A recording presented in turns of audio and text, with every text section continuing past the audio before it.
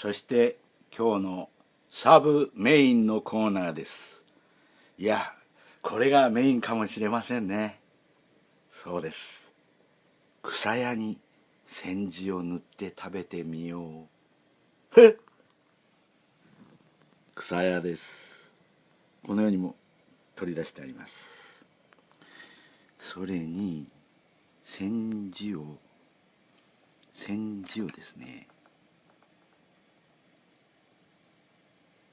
塗ってですよ。